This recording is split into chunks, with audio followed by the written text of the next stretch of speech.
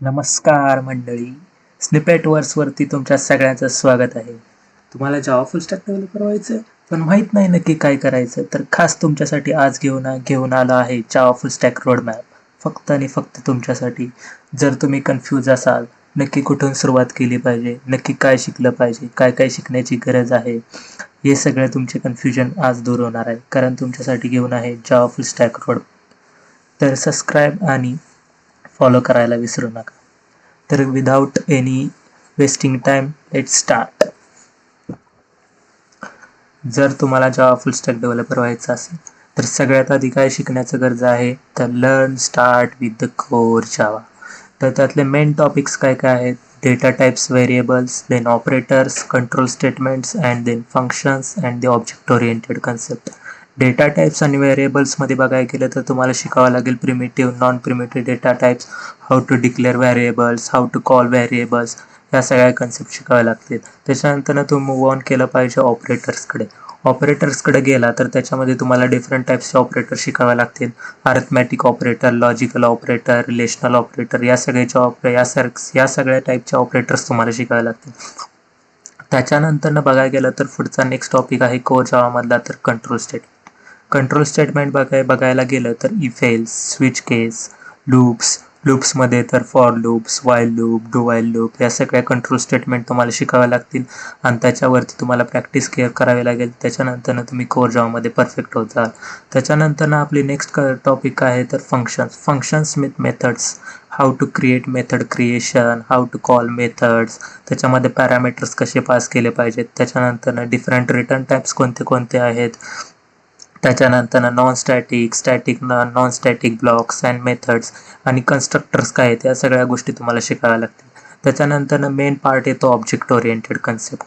Object oriented कन्सेप्ट्समध्ये तर काय येतं, classes, objects, constructor, this keywords, या सगळ्या कन्सेप्ट तुम्हाला शिकाव्या लागतील. Learn with core Java. Core Java तुम्ही परफेक्ट केले की तुम्ही मूव्ह ऑन केलं पाहिजे नेक्स्ट स्टेप. तर नेक्स्ट स्टेप काय आहे, तर आपली ॲडव्हान्स जावा. ॲडव्हान्स जावामध्ये तर डिफरंट टॉपिक्स येतात आणि ॲडव्हान्स जावा खूप इम्पॉर्टंट आहे. Is the base of the Java full stack.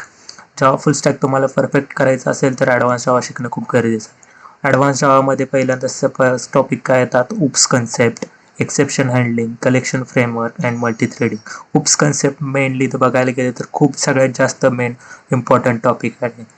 Oops कन्सेप्टवरती तुम्ही बेसिक प्रोजेक्ट्स करू शकता, तुम्ही त्याच्यावरती प्रॅक्टिस करू शकता, त्याच्यानंतर तुम्ही परफेक्शन हासिल करू शकता. तर उप्स कन्सेप्टचे मेन 4 पिलर आहेत, इनहेरिटन्स, पॉलिमॉर्फिझम, ॲब्स्ट्रॅक्शन आणि एन्कॅप्सुलेशन. ही सगळ्यात महत्त्वाची कन्सेप्ट्स म्हणजे उप्स कन्सेप्ट्स आहेत. त्यात तुम्ही परफेक्ट केलं तर जमलंच म्हणून समजायचं. त्याच्यानंतर नाही ते एक्सेप्शन हँडलिंग. एक्सेप्शन हँडलिंगमध्ये try catch block, throw and throws keywords, custom exception, finally block, या सगळ्या कन्सेप्ट तुम्हाला शिकायला येते. एक्सेप्शन हँडलिंग सुद्धा तितकंच महत्त्वाचं आहे जितकंच उप्स कन्सेप्ट महत्त्वाचं आहे. देन येतं कलेक्शन फ्रेमवर्क. हे सुद्धा खूप इम्पॉर्टंट टॉपिक आहे, कारण कलेक्शन फ्रेमवर्क हे जास्त यूज केलं जातं जावा फुल स्टॅकमध्ये. कलेक्शन फ्रेमवर्कमध्ये list, array list, map interface, set, link list, hash set, hash map, या सगळ्या तुम्हाला कन्सेप्ट शिकाव्या लागतील. त्याच्यानंतर येतं मल्टी थ्रेडिंग. मल्टी थ्रेडिंगमध्ये बघायला गेलं तर तुम्हाला सगळ्यात आधी शिकावे लागेल threading life cycle, then synchronization नक्की काय असतं, creating threads, inter thread communication, या सगळ्या कन्सेप्ट तुम्हाला शिकावे लागतील. हे बघायला गेलं तर या सगळ्या कन्सेप्ट तुम्हाला खूप हार्ड वाटत असेल, पण तुम्ही एकदा शिकायला गेला तर एकदम सोप्या आहेत कन्सेप्ट. इझिली तुम्ही ग्रॅप करू शकता. ॲज अ बिगिनर असाल, तुम्ही इंटरमिडिएट असाल, तुम्हाला काहीच कोडिंगबद्दल माहीत नसेल तरी तुम्ही शिकायला गेला तर ह्या कन्सेप्ट तुम्ही लगेच करून जासाल. देन स्टेप 3 येते, तुम्हाला केलं पाहिजे डेटाबेसकडे. डेटाबेसमध्ये बघायला गेले तर डिफरंट टाईपचे डेटाबेस आहेत, MongoDB, MySQL. तर मी इथं प्रेफर करेन ॲज अ बिगिनर तुम्ही इंटरमिडिएट असाल तर MySQLवरती जा. त्याच्यानंतर मेन टॉपिक्स काय येतं, SQLमध्ये तुम्ही जास्त डीपर जायची गरज नाही. काही कन्सेप्ट तुम्ही क्लिअर केले यातले टॉपिक, जसं काय DDL कमांड्स, त्याच्यामध्ये क्रिएट, अल्टर, ड्रॉप, या सगळ्या क्वेरीज तुम्ही प्रॅक्टिस केली त्यांची तर तुम्ही परफेक्ट होऊन जाल. त्याच्यानंतर DML command, how to select, insert, update, delete, यासारख्या कन्सेप्ट तुम्ही केला तर तुम्ही डेटाबेसमध्ये एकदम परफेक्ट होणार. त्याच्यानंतर जॉईन्स खूप इम्पॉर्टंट आहे. Inner join, right join, left join, हे थोडंसं ॲडव्हान्समध्ये येतं पण it is most important part of the database. त्याच्यानंतर तुम्हाला JDBC ऐकायला नवीन वाटेल, पण हे तुम्हाला जावा डेटाबेस कनेक्टिव्हिटी ही कन्सेप्ट तुम्हाला शिकायला लागते. मेनली यूज JDBCचा कशासाठी असतो तर connecting Java application to a database with the executing SQL queries, result set handling या सगळ्या कन्सेप्ट तुम्हाला शिकाव्या लागतील. हे तुम्ही डेटाबेसवरती प्रॅक्टिस केली की त्याच्यानंतर तुम्ही मूव्ह ऑन करता फ्रंट एंड डेव्हलपमेंटमध्ये. फ्रंट एंड डेव्हलपमेंटमध्ये सगळ्यांना माहितीचं आपल्याला HTML मध्ये म्हणजे काय काय शिकावं लागेल, डिफरंट टॅग्स, एलिमेंट्स काय असतात, ॲट्रिब्यूट्स काय असतात, फॉर्म्स कसे क्रिएट केले जातात. बेसिकली हायपरटेक्स्ट मार्कअप लँग्वेज आहे HTML म्हणजे. त्याच्यामध्ये तुम्ही बेसिक प्रोजेक्ट्स करू शकता at the beginner of in the Java full stack development, like student registration form, employ registration form, अशा टाईपचे त्याच्यामध्ये तुम्ही डेटाबेस बरोबर कनेक्टिव्हिटी करून हे सगळे कन्सेप्ट तुम्ही शिकू शकता. त्याच्यानंतर नाही तर CSS, कास्केडिंग, स्टाईल शीट, हे तुम्ही त्याच्यासाठी कशासाठी तुम्हाला ब्युटिफुल तुम्हाला तुमचे पेजेस चांगले ब्युटिफुल तयार करायचे असतील तर तुम्ही CSS यूज करू शकता. त्याच्यानंतर जावास्क्रिप्टमध्ये त्याच्यामधले मेन कन्सेप्ट तुम्हाला काय काय शिकावे लागतील तर व्हेरिएबल्स काय असतात, डेटा टाईप्स काय काय असतात, फंक्शन्स काय काय असतात, इव्हेंट्स काय काय असतं, DOM manipulation, event handling, form validation, या सगळ्या कन्सेप्ट तुम्ही जावास्क्रिप्टचं शिकलं तर एवढं पुरेसं आहे. त्याच्यानंतर तुम्हाला ॲज अ ऑप्शनल समजा तुम्ही HTML CSS जावास्क्रिप्टमध्ये परफेक्ट झाला की तुम्ही कंपल्सरी एखादं जावास्क्रिप्टचं फ्रेमवर्क करावा असं करायला नाही. तुम्ही साईड बाय साईड सुद्धा करू शकता. म्हणजे जावा फुल स्टॅक करत करत तुम्हाला फ्रंट एंडमध्ये एकदम परफेक्ट व्हायचं असेल तर तुम्ही रिॲक्ट किंवा अँग्युलर माझ्या ओपिनियननुसार तुम्ही रिॲक्टवरती केलं जातं, कारण मोस्टली आता रिॲक्ट हे जास्त युजली केलेलं आहे आणि बूम करत आहे.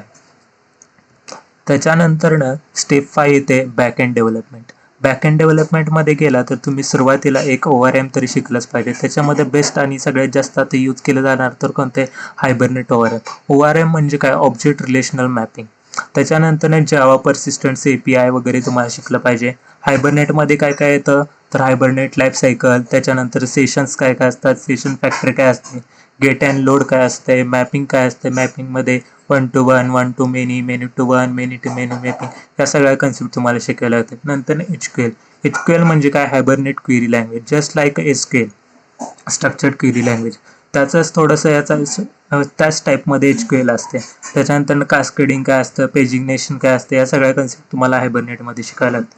नंतर मॅवेन म्हणजे काय, प्रोजेक्ट सेटअप तुम्हाला सोर्स कोड्स जनरेट करून देतं. एक परफेक्ट मॅवेन तुम्ही शिकला तर तुम्ही एक perfect industry related project setup तयार करू शकता. ते सगळ्यासाठी मॅवेनचा यूज केला जातो.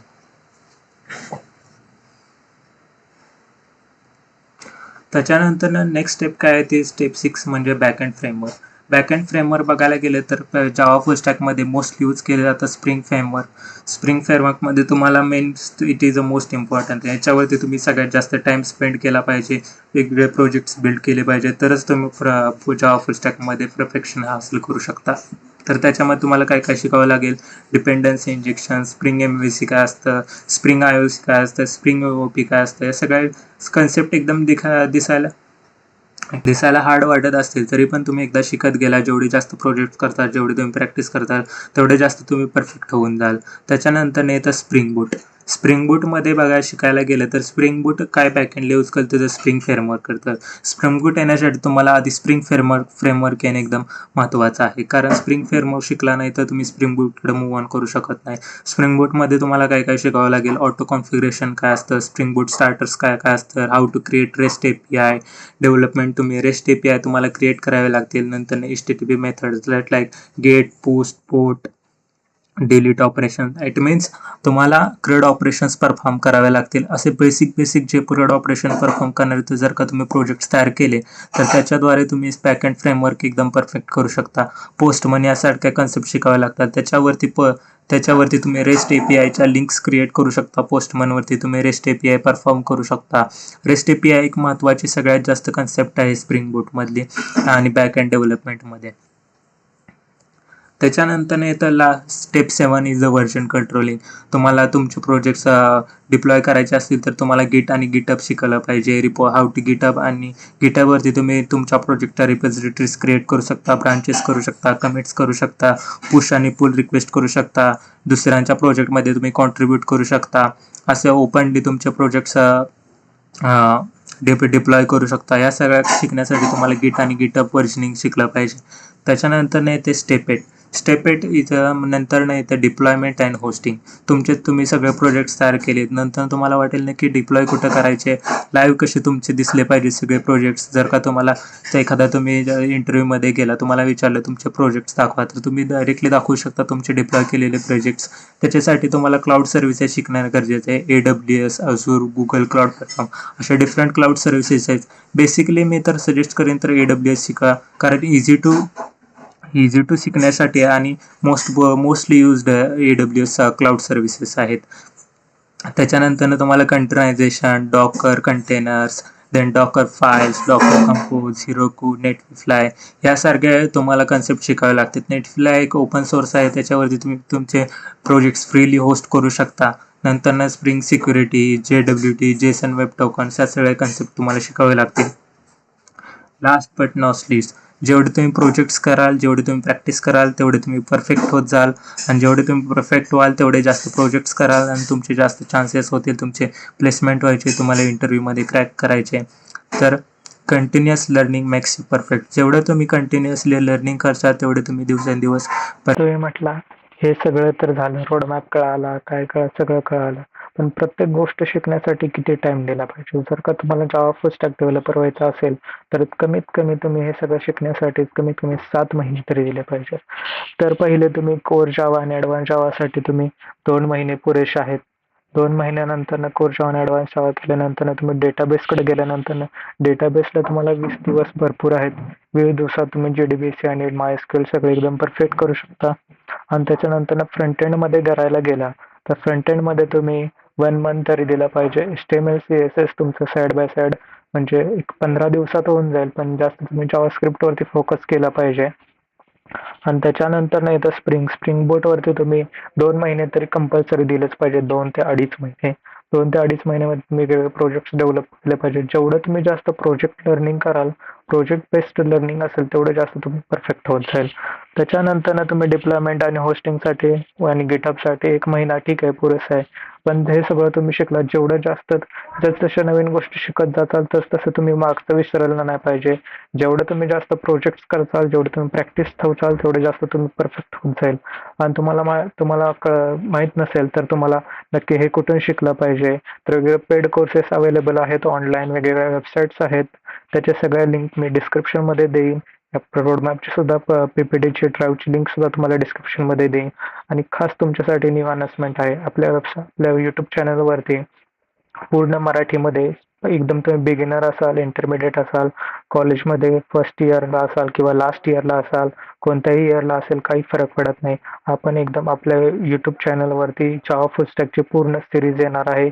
आपण एकदम बेसिक व्हॉट इज प्रोग्रामिंग यापासून सुरुवात करणार आहे. तो up to till now deployment hosting पर्यंत सगळे टॉपिक्स आपण कव्हर करणार आहेत.